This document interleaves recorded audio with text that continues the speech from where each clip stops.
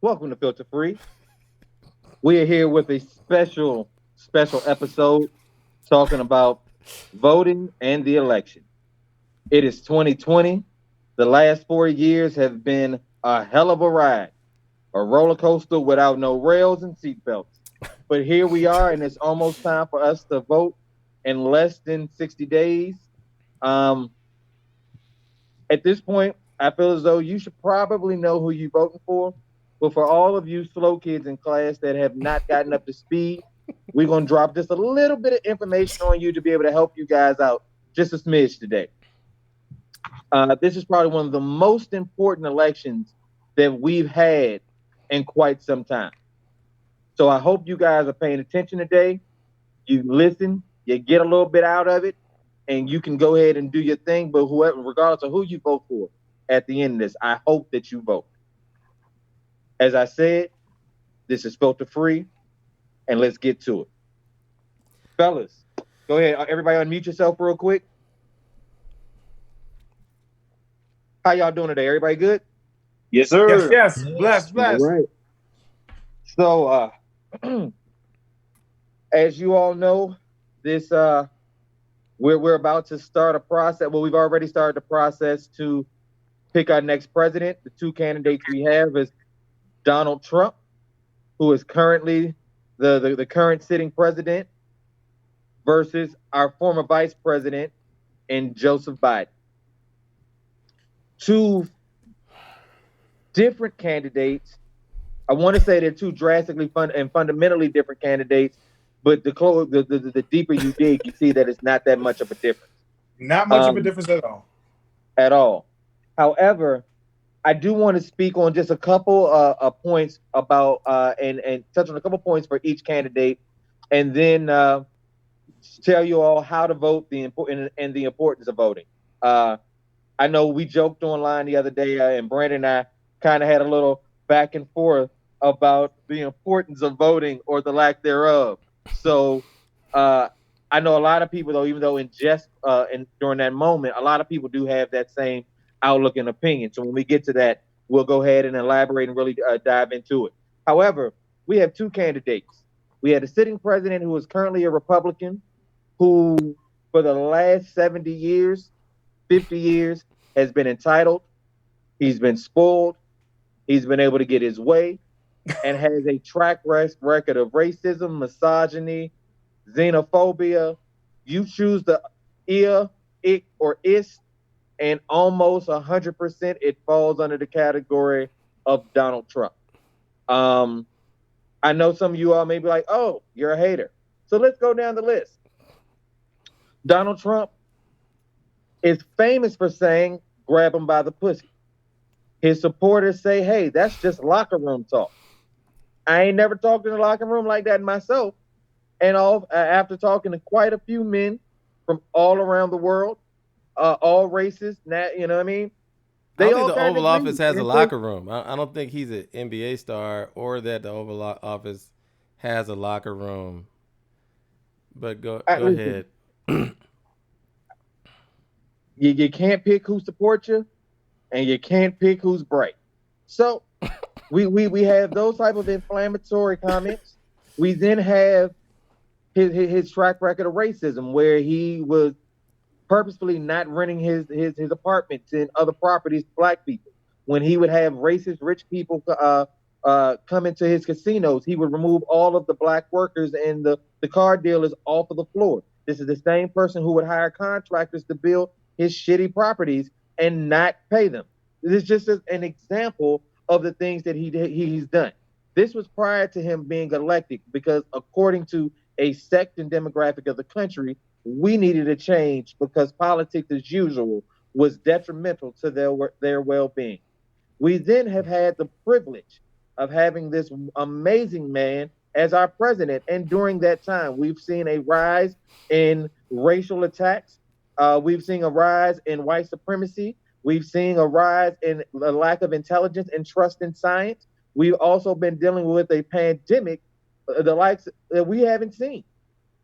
Now that goes due to a lot of his policy.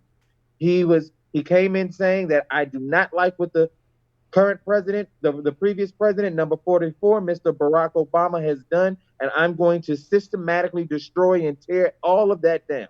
And you know what? He's done a pretty daggone good job of it.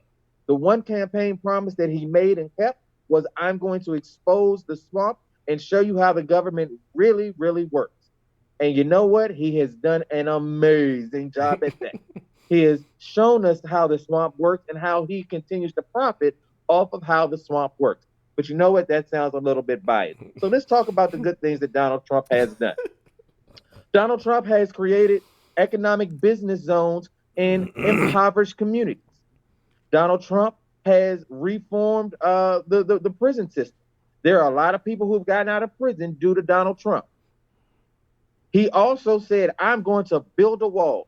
He built 200 miles of wall, and 190 miles of wall has now collapsed, crumbled, or completely ineffective. But he said he was going to build the wall, and guess what he did, ladies and gentlemen? He built some wall. He didn't say it was going to be good. He didn't say it was going to be effective. Some wall. I actually went to that wall because I live in San Diego, and it looks not secure. Look like Jericho post Israelites. So now that's Donald Trump. Now, what's funny is the things I just said to you are his accomplishments, minus the wall. I mean, I guess you could do the wall, just whatever. But let's look at his prison reform. He definitely did that, and there were a lot of people who got out. But when you look deeper and right below the surface, you'll then realize when he did that, they also passed 50 other laws to throw you right back in there. So, is the reform good? Tomato, tomato. But it's up for you to decide. And don't just take my word for it. Go research it for yourself. Matter of fact, anything you hear today, please go back and research it for yourself. Do not be one of those people, because I don't care which party you affiliate with, Democrat, Republican, Independent, whatever. Don't just listen to one source. Don't just watch Fox. Don't just watch CNN. Don't just watch MSNBC. You need to do a collection of everything, so you get a well-rounded view of what's going on. Yeah, and you definitely gonna want to fact check me, because I'm gonna make up all kinds of stuff. So just me too. Yeah. I know a lot about a few things, and a little about a whole lot of things. I don't think I know nothing about politics, but that's why I'm glad that Trey's doing such a good job, and I'm here to learn. Thank you. Okay, now we have Joe Biden. He has been in office for 47 years. Donald Trump has said he is incompetent. He has done absolutely nothing positive, and he's bringing nothing to the table. So if we look at Joe Biden's track record, Joe Biden, during the early debates, made the horrible gaffe at trying to defend his record on school busing and the desegregation of schools.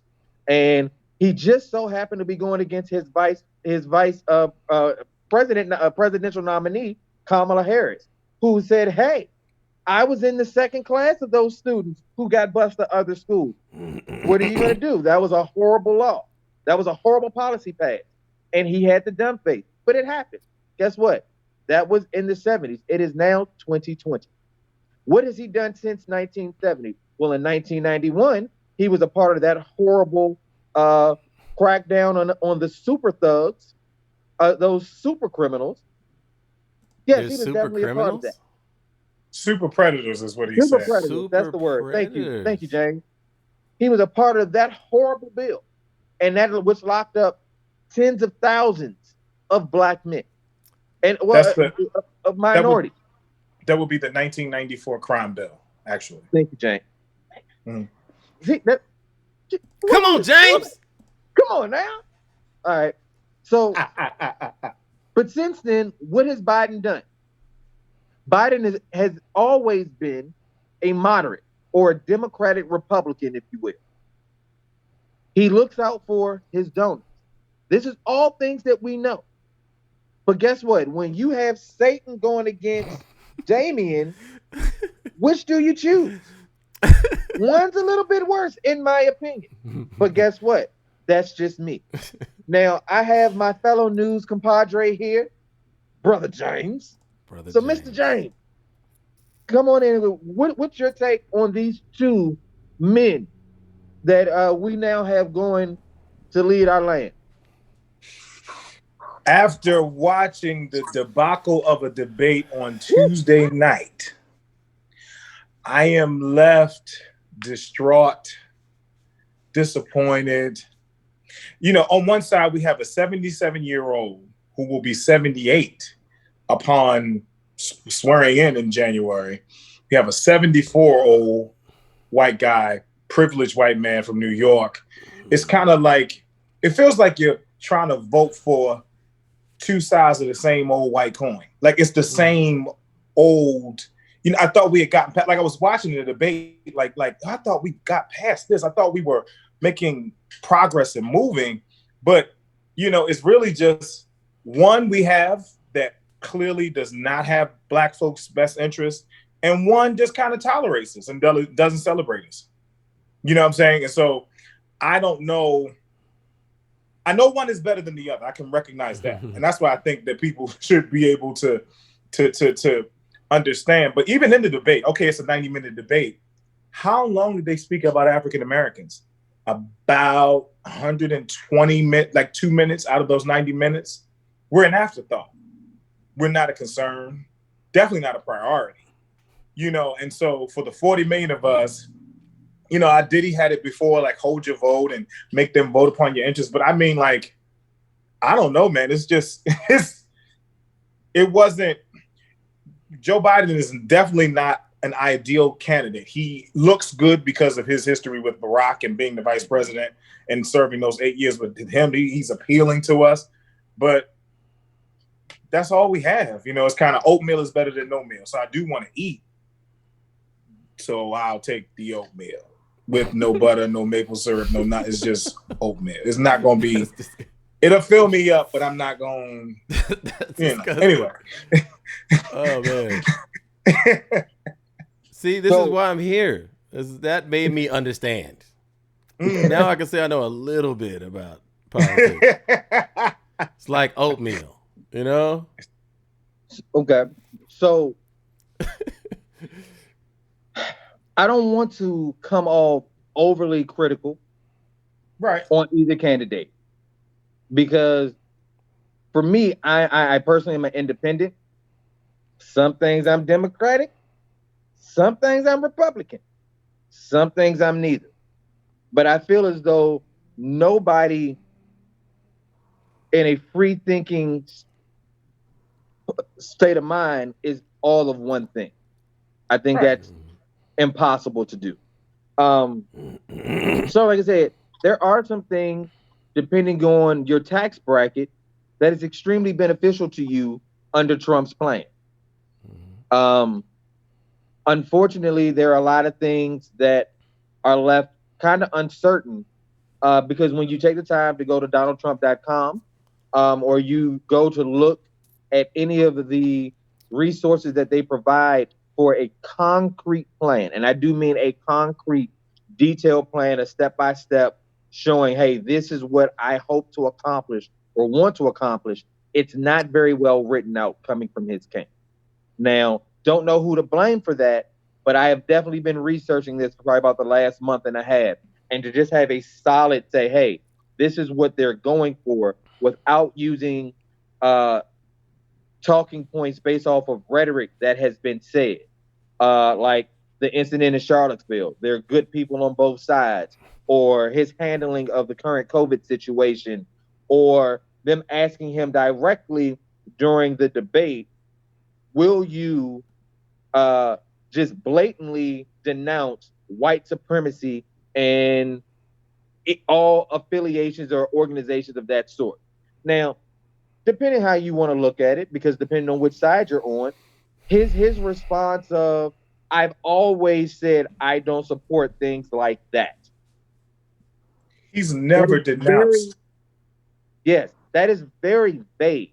That's never saying I denounce. I abhor white supremacy. I abhor the KKK. I this, I that, what have you. He has not done that.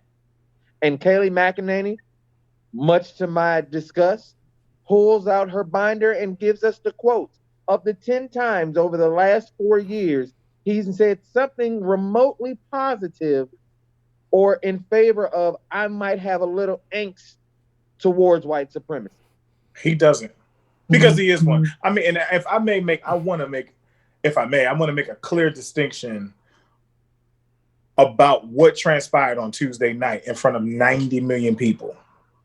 So, 90 million people were watching the debate, and the president of the United States was asked to flat out, what is his name? Wallace from Fox News, moderator, asked him to denounce white supremacist groups and the Proud Boys. He was unable to do that.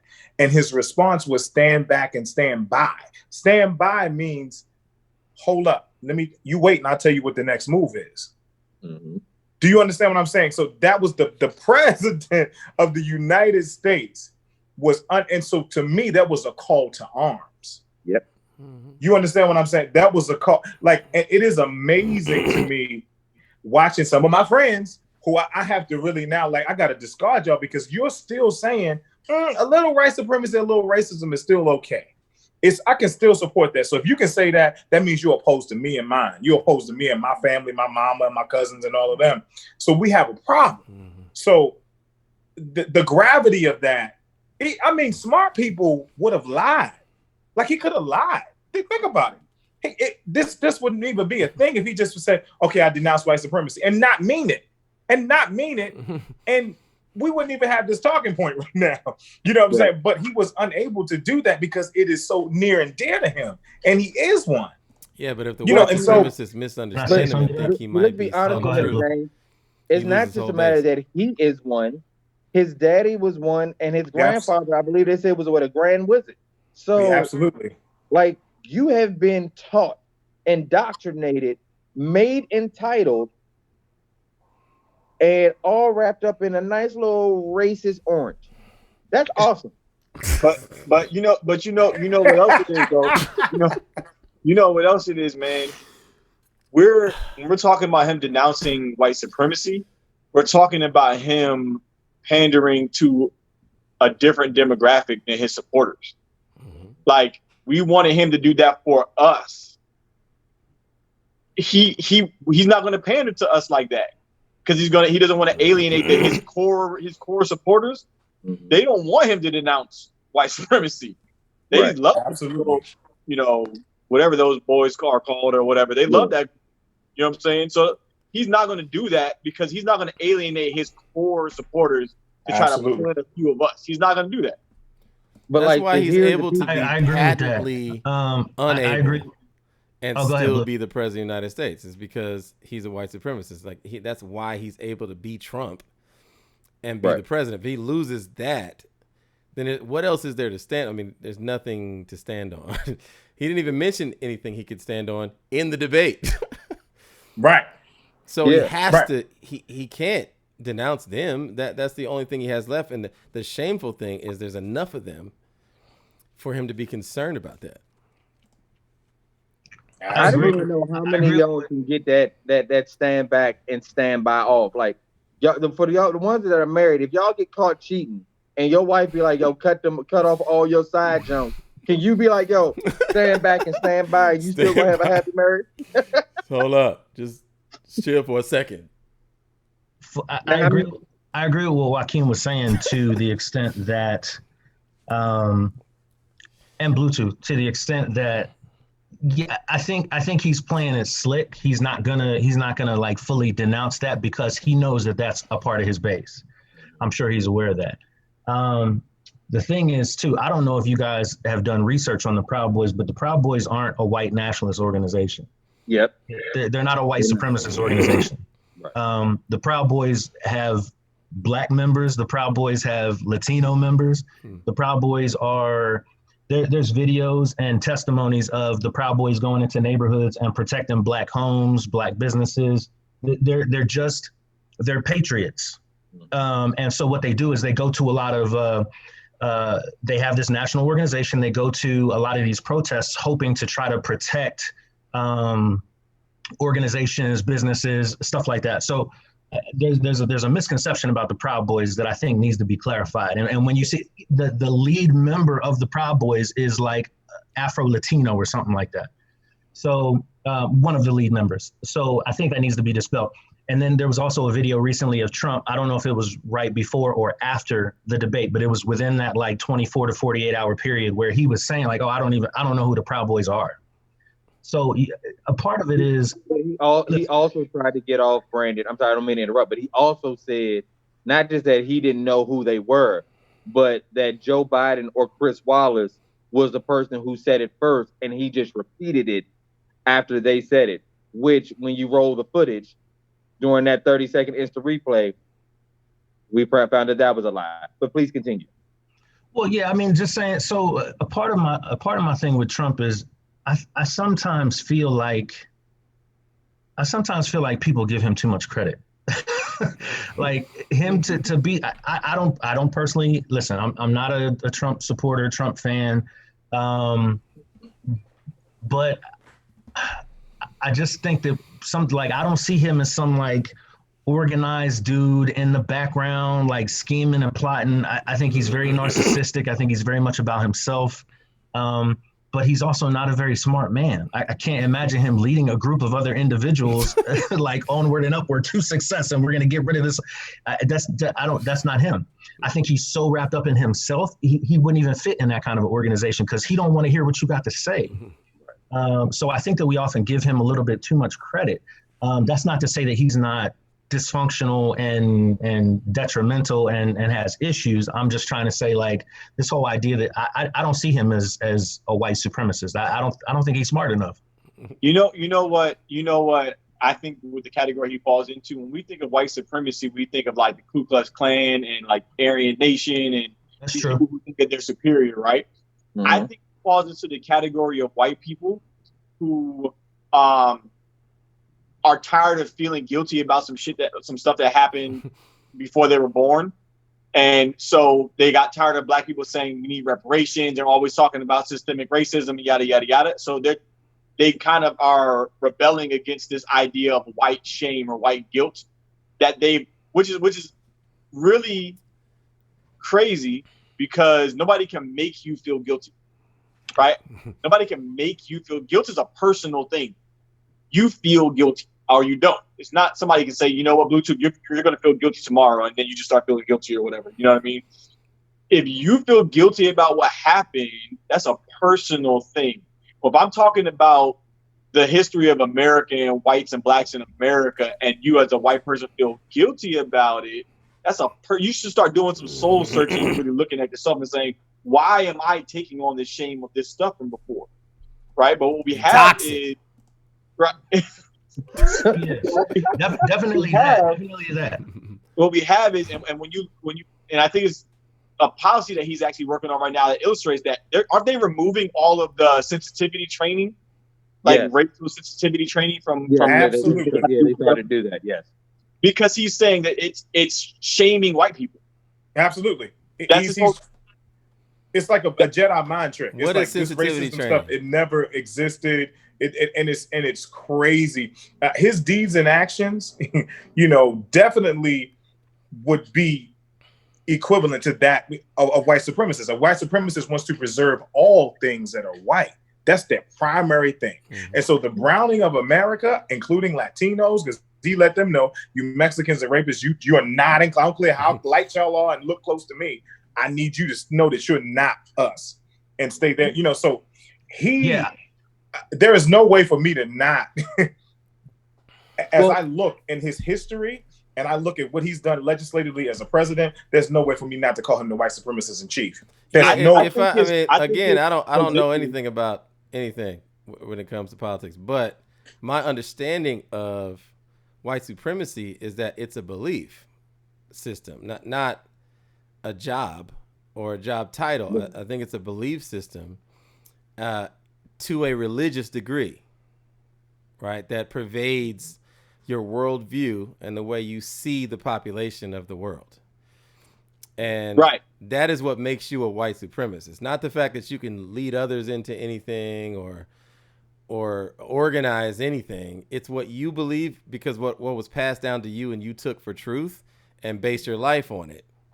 And I think that that's Trump the has done factor. that. That's the factor, because if you believe it and you base your life off of that, there's going to be actions that back up that belief system. Because if it's only in your think head he's and it got never 'em. comes out, if it never comes out through actual behaviors, then it's just ideals. Yeah, I So think what we're saying is we know. know what his beliefs are because of what he's shown us in his Absolutely. But I think we're giving him too much. I think we're giving him too much credit in that sense. I agree. I think he's literally a white person who's trying to take down anything in the culture in society that seems as if it was trying to give black people a leg up, because in his mind he's saying there was never a disparity. So he's literally just in this delusional space where he's saying white people have been suffering under this cloud of white guilt for too long. I'm going to remove all that stuff, right? I don't think he's literally in his head saying white people are superior, so I'm going to try to help them out. I think he's actually inadvertently supporting. He said it. He said it before. He said it in reference to the Mexican judge that he had. He can't adjudicate because he's Mexican. He talked about Jews that were handling his money and stuff. He's been verbal about this. This is not. He's very verbal, and so I want to piggyback with what Brandon was saying as well as far as ideology. Now, when you are the most powerful man in the world, white supremacy and racism are systems of power that deny the majority of us freedom, justice, proper education, the right to control our own ideas and thoughts. By default, like David Duke is a known white supremacist, right? But he doesn't have power. And so when we find a guy that is available to you, he's available and he's able to implement some of these practices that we believe, these ideals that you just spoke about. He's the most powerful man in the world. Yeah. And thus, you have people in other countries that are doing things in reference to his tweets. You have people that are shooting up, like they said, and like this is not a regular person. Like if you're a regular person, you're a white supremacist and you're just in your house and you work for UPS, cool. But you're the leader of the free world. That's what we're speaking about, which then makes you the king of the white supremacists. There's no other. You can't go higher than the president. Literally, from a white supremacist standpoint, that's how they consider him. From what I've seen, I get what you're saying. I get what you're saying. First thing, the American president is never the most powerful dude in the world. I don't care what anybody says. A lot more dudes more powerful than him. I get all your points. Again, I'm not trying to Could you name them? Could you name them for me? I don't know who they are. Well, what I'm trying to say is, I'm sure you understand that there are billionaires that are. I believe in conspiracy theories and not like Illuminati to that effect, but the idea that there are other people behind the scenes who help to orchestrate these things. And I don't believe that a Trump or even an Obama are more powerful than them. I think that there are things that go along with that. Being an American president, say, for example, your cultural clout, your cultural influence, things like that. So I think that's what you're talking about. He's the most influential man. Right. Trump definitely has a cultural influence by his position and being in the public eye. I certainly get that. So like if we say that Trump is in office and because of that, we see a rise in the presence of white nationalists in our American society, I do think that those things are related. I also don't think that we can blame him for that. His presence helps to show the darkness that exists in the world, but that's not totally his fault. And I'm not trying to be like some pro-Trumper because, I'm really on the fence about the dude. I'm just trying to say I think there are other elements there.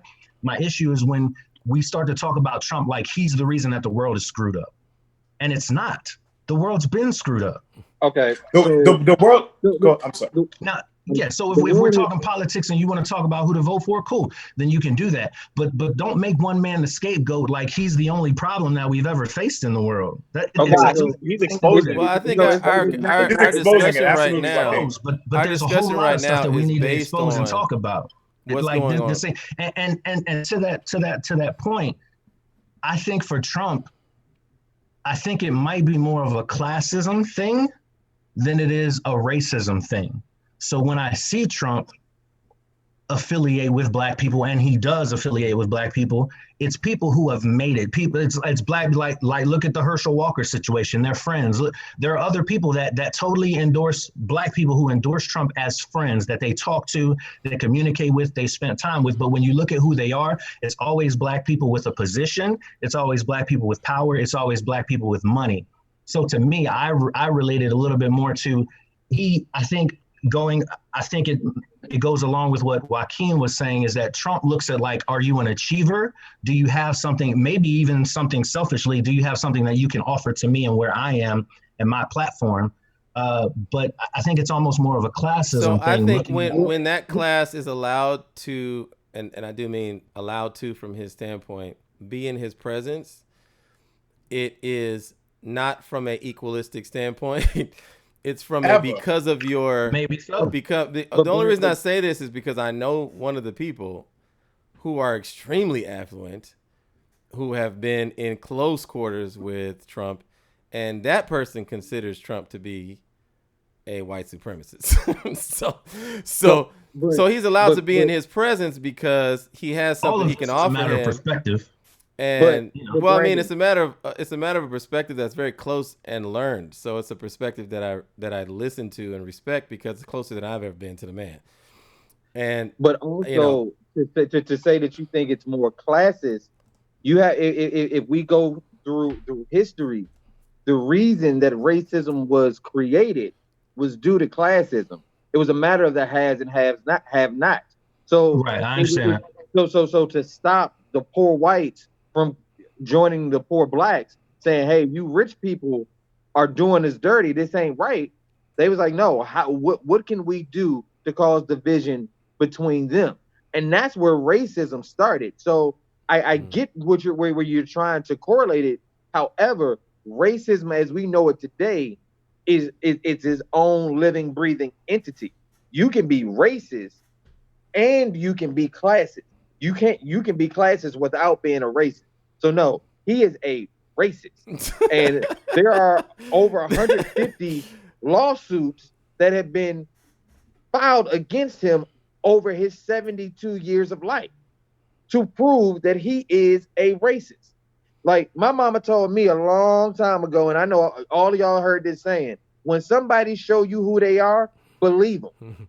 I don't need nobody to be like, no, what he meant was, no, when he said point blank period, I'ma trust him. And then you know what I mean? My thing is I'm not saying that he's not racist. I'm just saying when you talk about like a white supremacist is kind of like the extreme form of racism to me.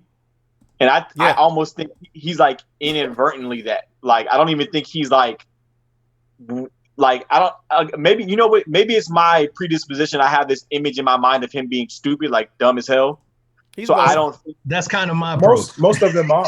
Most of them are. Right. That's kind of my most approach. Of them are.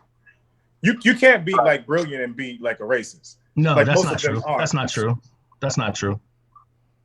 That's not true at all. Okay. Like, well, what I wanted to jump in again. I really want to jump in because I heard you say something about him not being the most powerful man in the world. There are 3 people that the world listens to.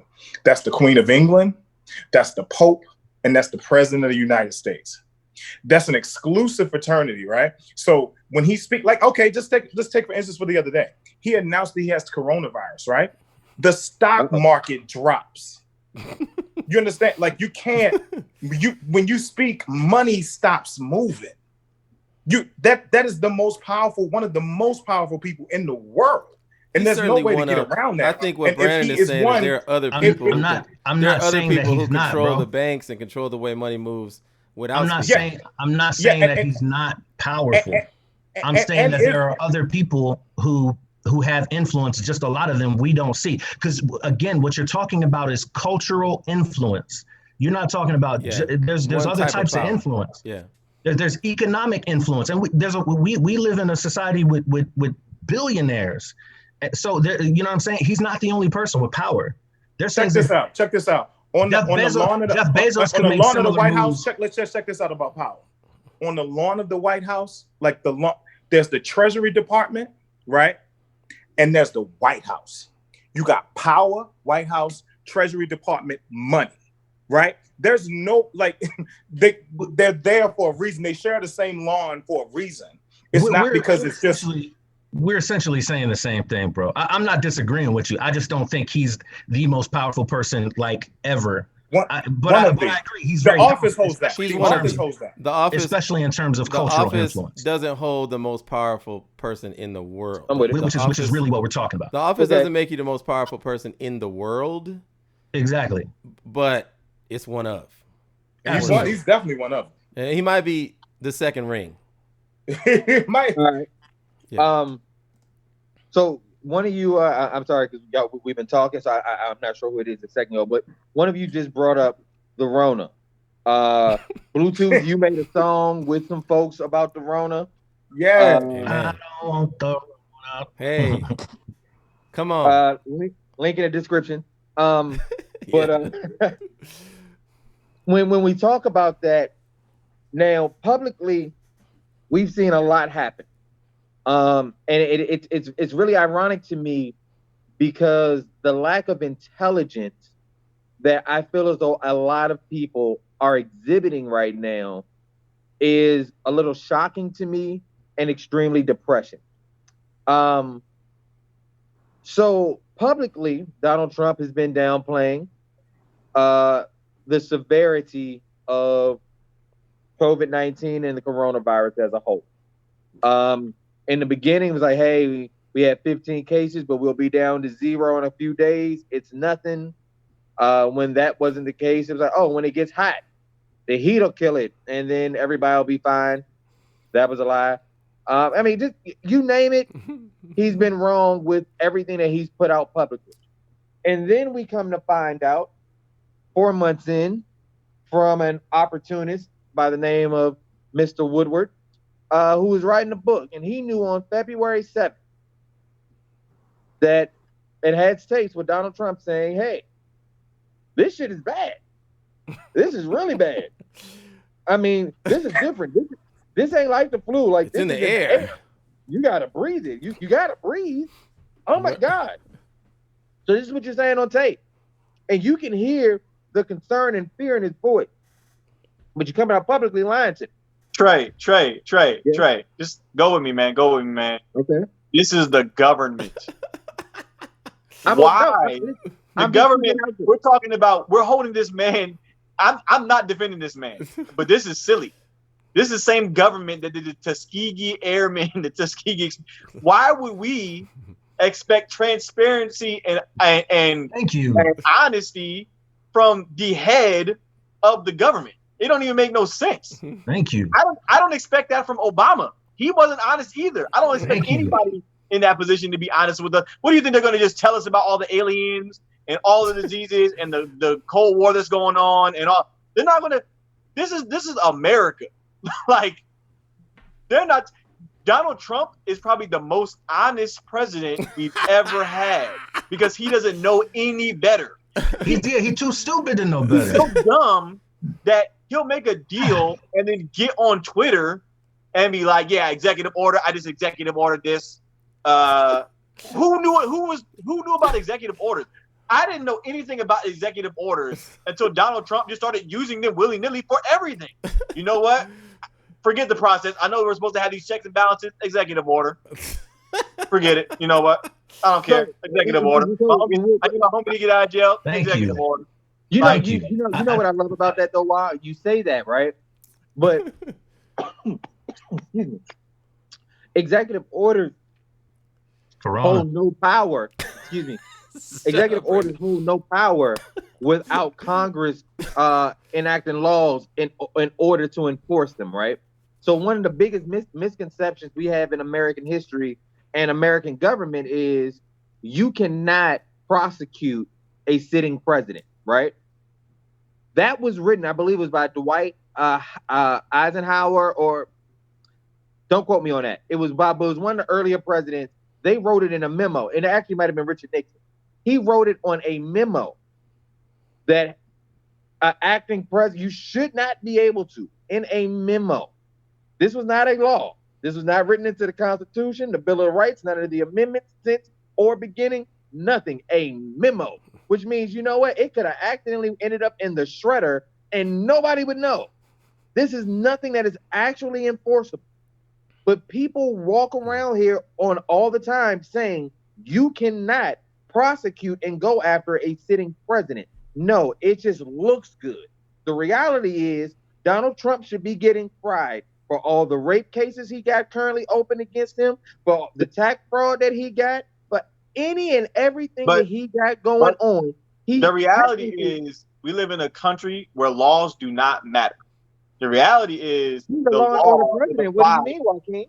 The law is applied based on your financial position and influence. If you have enough influence, you don't have to worry about a lot of the laws that I have to worry about. It's just the way this country works. It's a capitalistic society. The fact that he could just say, I'm letting my homie out of jail for no reason. It wasn't like, oh, he was wrong. He just thought his friend needed to get out. Like that's nobody flipped out about that. I didn't see much uproar about the president being able to do that. That's insane. Well, that's because it's not like the guy didn't commit a crime. He just felt like his friend needed to be out, and he was out. That's because the Democrats are feckless. We live in a system. They have no testicular fortitude to do what's necessary. It ain't that. You got to get the whole. It's the American way. You got to get the whole. You got to get the majority behind you to affect change in this country. It don't matter. And when I say the majority, I don't mean the people on the ground, you and me. I mean the majority of the people in Congress or in government. And that's why I disagree with you. Because the reality is, let's go back to government 101, third grade. We learned that the government is for the people, by the people, and of the people. You're talking about listen. I'm about to break it down. The government is for the people, by the people, of the people. Whether we are abiding by the actual constructs of how it should be run or not is not the point. The reality is, every 2 to 4 years, we elect one of these people into office. The reality is that if they're not doing their job, they're not doing what they're supposed to do, the people need to give a fuck. And I'm sorry for using colorful language, but the people need to care enough to stand up, unite, and do what they need. We need to vote them out of office when it's time. But if they've done something that is so egregious, then Trey, they need to be gone before then. Everybody's not going to get involved in the government, man. This is not. It sounds great that we should all be involved in this government process, and everybody should know everything about all of the candidates, and everybody should be. This is not going to happen. When you're busy trying to figure out how you're going to feed yourself tonight, you don't give a shit about who's going to win the election or who's going to. You're not worried about studying up on what candidate is for your borough or whatever. You're not doing that stuff. The sad part about that, Joaquin, that very example is the reason why you should. Why we should. Donald Trump is stripping. People don't want to look at it. Donald Trump is stripping everything away from you. Biden is like, yo, I at least want you to keep your head afloat. I might be a horrible human being too, but at least you're gonna have 2 peas and a slice of bread on your table. But you don't really know Biden's agenda. You know what he's talking about in his speeches and stuff to pander to people to get votes. You don't really know what his actual agenda is. We don't know these people. We don't really we have to realize that the people in government and us are very much separated. Like we're not friends and homies with all these congressmen and all these people. They know each other very well. They know exactly what they're like. We're not privy to these private conversations, these agendas and stuff. I'm not making an excuse. I'm just talking about, you're talking about the ideal of what the government was supposed to be. The government was also supposed to be every man was created equal, but we had slaves. We're not talking about the idea. That's also a lie.